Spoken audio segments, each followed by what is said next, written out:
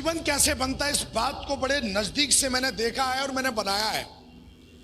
16 साल की एज थी और उस समय मैं सरकारी जॉब में चला गया और जॉब भी साला कोई अटूरी मटूरी चटूरी नहीं थी, आर्मी की जॉब थी। हेलो, एक बंदा बोला अरे ये बिजनेस उनका है जिनके पास कुछ नहीं है। हेलो, ये धंधा उनका है जिनका खून गर्म है साला, ये धंधा उनका है। ये चलो, आर्मी में जाने के बाद भी कुछ ढूंढ रहा था, कुछ मिलना चाहिए, क्योंकि जॉब बहुत अच्छी थी, शान की थी, पर एक चीज वहां पे मुझे जो अच्छी नहीं लगती थी वो साला जब बोलता है ना ओए इधर आ, एक साला आदमी आके थोड़ा सा पढ़ लिखे, थोड़ा सा मेरा सीनियर बन के, मेरे माँ बाप ने ऐसे नहीं बोला ओ इधर आ, और ये मेरे को बोलता ओ इधर आ, और ये उंगली मुझे ऐसे लगती थी जैसे उसकी तलवार है, जिसको हिंदी में बोलते हैं बॉस। क्या बोलते हैं? मैं ढूंढ ही रहा था यार, कुछ मिलना चाहिए, कुछ करना चाहिए और इस साले लटूरों से छुटकारा चाहिए।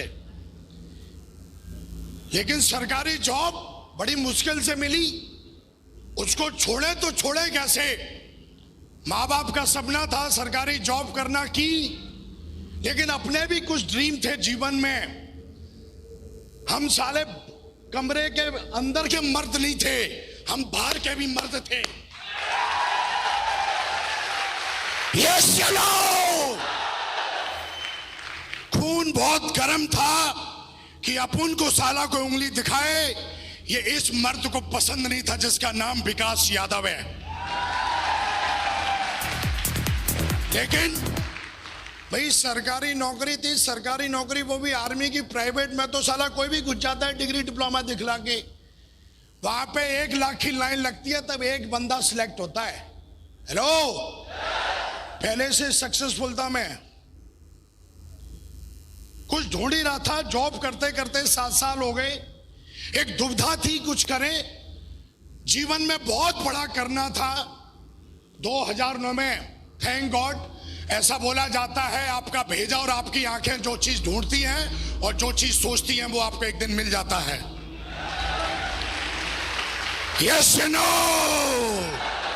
अपन कुछ ढूंढ ही रहे थे, कुछ मिले मिले मिले, थैंक गॉड 2009 में बिजनेस प्लान देखने का मौका मिला। बिजनेस प्लान इतना गजब का, इतना गजब के कि साला उसमें समझ में नहीं आया है क्या।